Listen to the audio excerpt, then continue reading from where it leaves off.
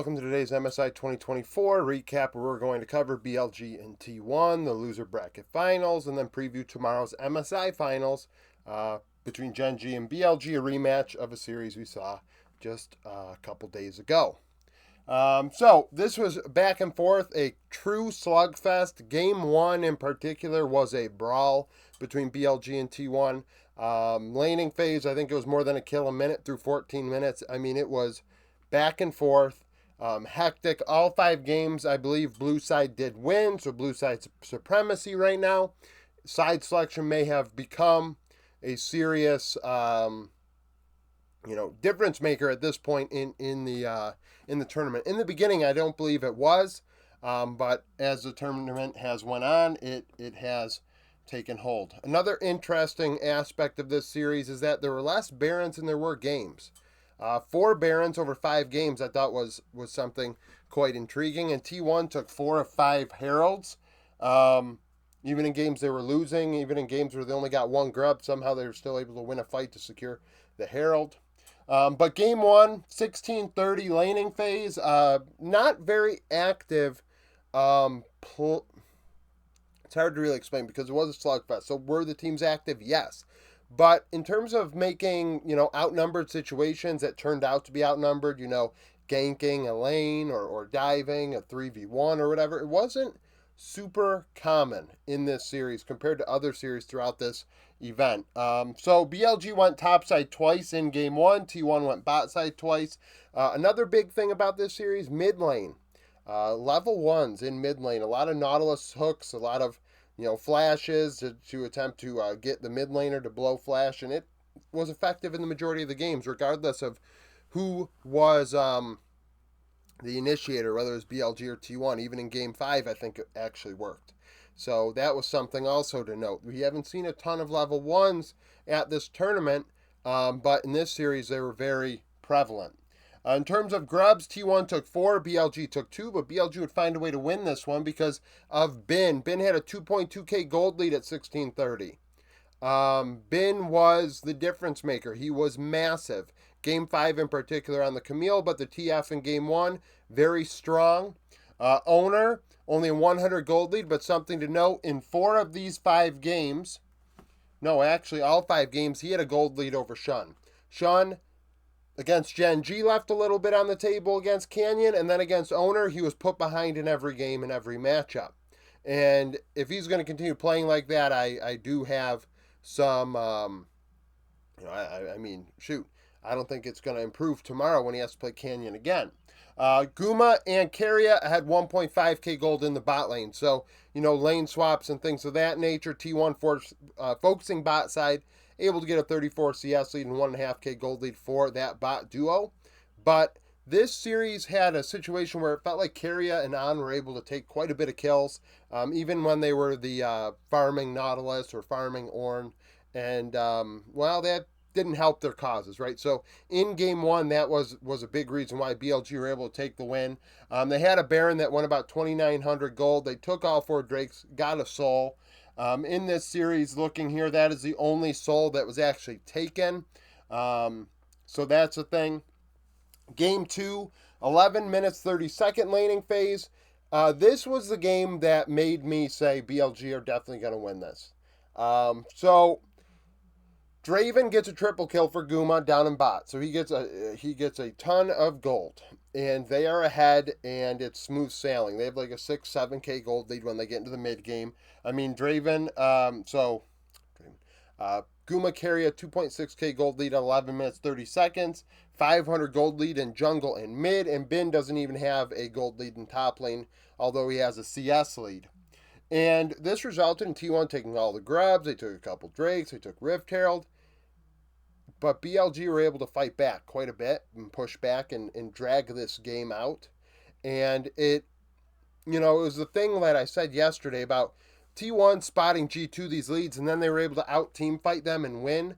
And BLG were out-team fighting T1 given the gold difference, in my opinion. If the gold was even, BLG probably were winning those fights handily, and they almost came back in this game. Came really close to turning it. So with that in mind, that's when I thought to myself, they have a really good chance in this one. And then in game 3, it was this the blowout? I think it was the blowout for BLG. Game 3, I think, was when Faker played Zach and Knight played Annie mid. A matchup that I'm sure not many people had on their bingo card. Zeus played Yasuo top. Bin played TF. So at 12:15, 900 gold lead for owner, but 900 gold lead for Bin. 1K gold lead for Elk and On in bot lane and Daguma Carrier. And BLG just started rolling after a mid-game team fight. I believe that one was around Rift Herald. And I mean, that kind of just got the ball really rolling for them, and T1 didn't have an answer. I think this game was the shortest one. It was like 23 minutes or something. There was no Baron taken in either game 2 or 3 because the final fight occurred around Baron, and the team said, screw it. We're just going to end. We don't need that. 5 grubs to 1.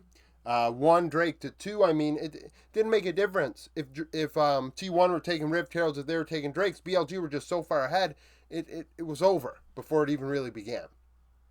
In game 3. I mean, hell, there are only 3 plays in the first 12-15, but that team fight is where it really turned. And Faker Zach left a little bit to be desired. And a couple other things to think about in this series that we noticed on camera, or at least people brought up in my Discord. We saw Faker maybe. There's videos going around about him maybe shaking his wrist or his hand or something, and one does have to wonder if the issue that he had last summer is playing a role in his play right now. You know, he did struggle a lot last spring and early summer before he ended up taking a rest. And in my opinion, he was resting his hand or his wrist, and we saw that was the case. His injury was related to that. Poby plays, and we all remember the rest of the story. Faker comes back, they win Worlds. And as the seasons went along, I feel like Faker's plays dropped off. At this tournament in particular, Faker's left a lot to be desired, dying a lot, making uncharacteristic decisions. And I felt like in this series that came through again. There were some nice plays as Aurelian Sol in game 4. All over the place, making Knight's Corky have to really work for it. Was honestly an awesome moment. I thought that he would get away, and he didn't. Unfortunately, at the last second, Knight was able to send a rocket into the fog of war and secure the kill. But regardless, I feel like Faker, this is a lot of games for him. And is he, is this break going to be long enough going into summer for him, or are they going to have to play Poby again? Once again, they have Poby as the backup, and Poby's played better in CK, looking at his stats compared to last year. But it's going to be tough. And another thing, on the opposite side, there's a clip going around of maybe Elk throwing up in game 4 during the pause that he may have became ill. And I've said this all the time about teams that may just struggle in a day, and you're like, oh, geez, that team played terrible. They're washed, this or that. And I say to myself, who knows if that player could just be sick. I mean, I always joke. I mean, it's half joking, half serious, but hey, that player might have to go to the bathroom. I mean, have you ever tried to play a game of League of Legends and you had to go to the bathroom and you couldn't get out of it? And it's I imagine it's a little distracting, right? So if you feel like you're going to throw up, you're probably sick.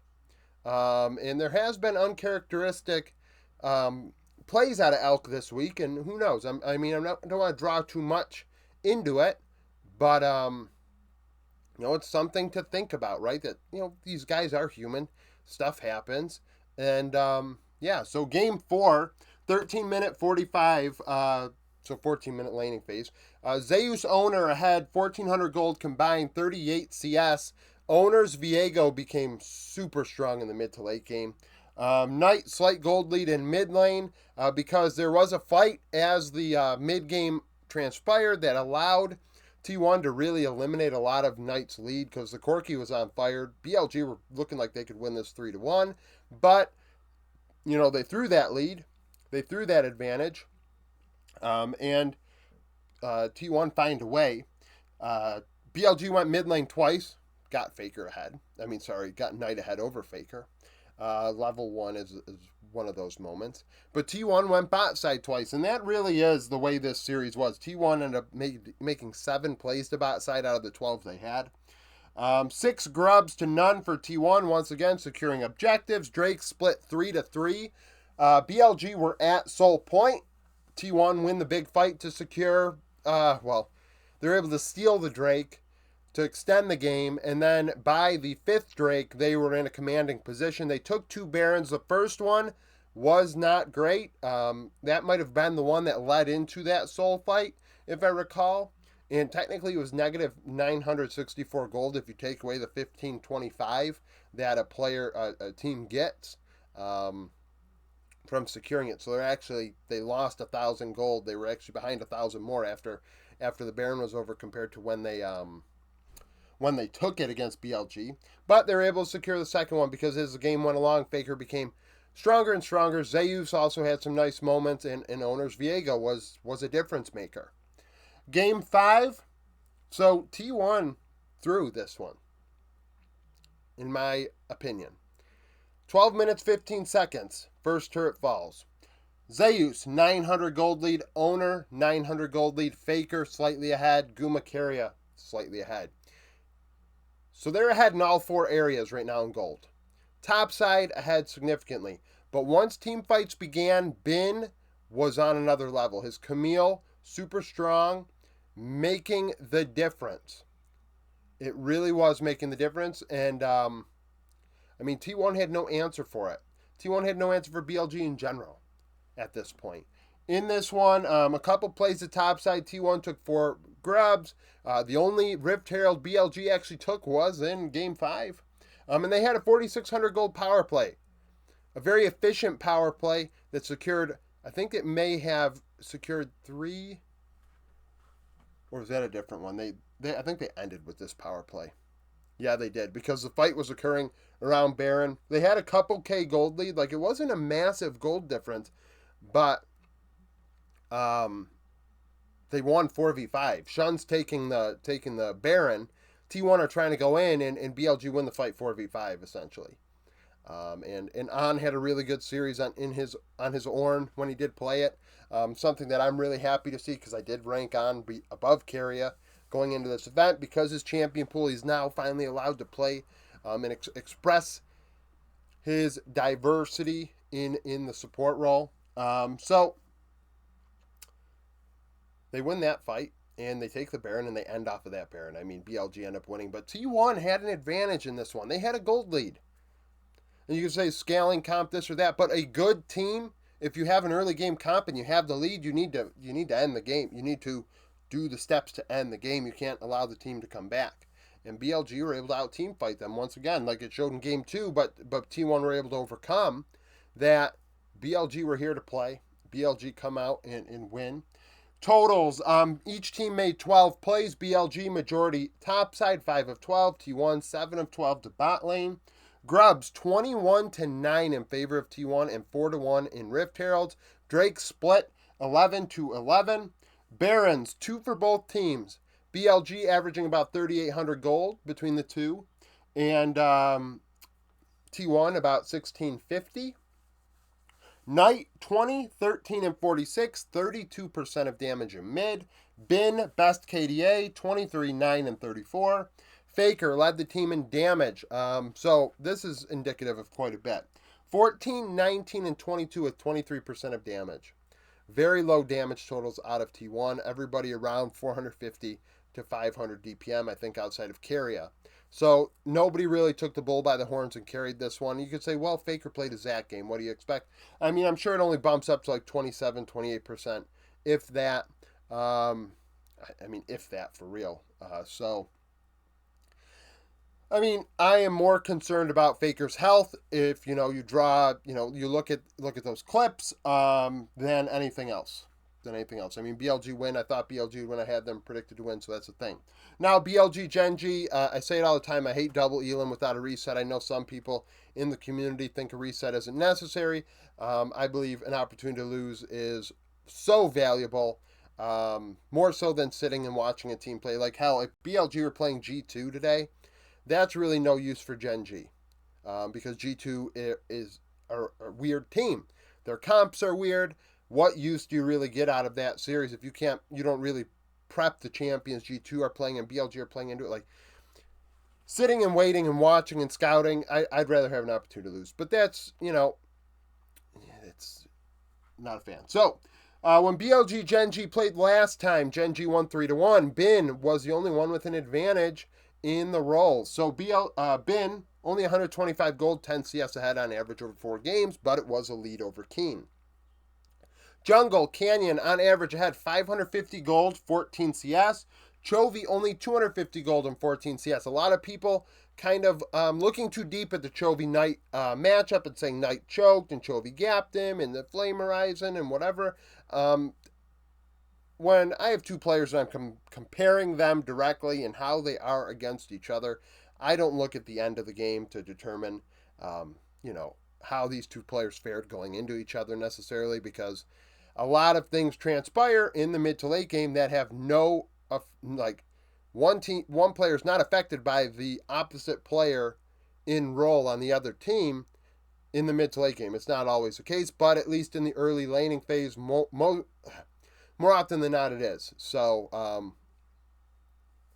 so that's the thing. Pays and Lahens on average had 750 gold, 9 CS. So that is a big difference. 750 gold. If it's on Pays compared to Elk, that could be something. Let's look at the bans here.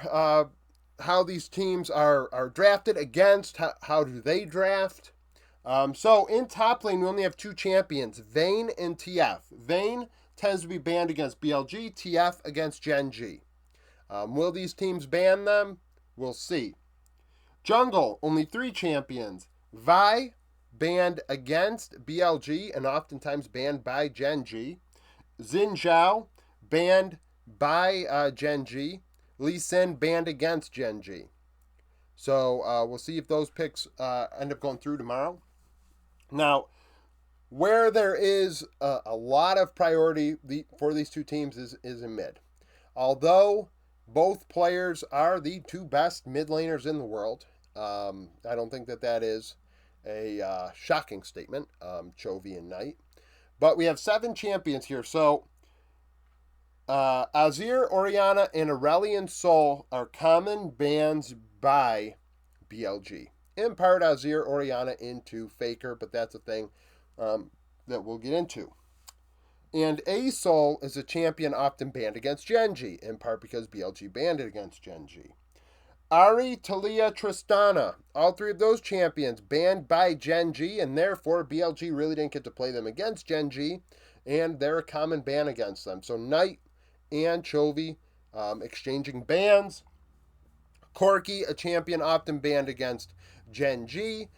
We do know that the LCK Corkis are slightly better than the LPL Corkis, so maybe that's a part of it. BLG are like, we'll get rid of the Corki tomorrow and allow this matchup to go without having to deal with that. Keep in mind, like I said last time, Gen.G should leave Azir up, make Knight play it. That's huge. 80 carries, Senna and Varus. So Senna banned by BLG, and therefore Gen.G can't play it. And then Varus is a champion banned by Gen.G as well. Support, Ashe. If BLG cannot play Ashe, they ban it, or it's banned against them. It's either here or there. Ashe is not a pick that often goes to draft against BLG. We saw it we saw it today in one game, but the other 4 games BLG did ban it against T1. And then Nautilus, a champion banned by BLG and against Gen.G. This series, of course, is the marquee matchup. A lot of people predicted this one. I know I did not, but at the same time, it is a marquee matchup. Mid lane, like I said, you have the 2 best mid laners in the world. Jungle, Canyon, getting an opportunity finally out of Damwon Kia, and is immediately at an international event in the finals.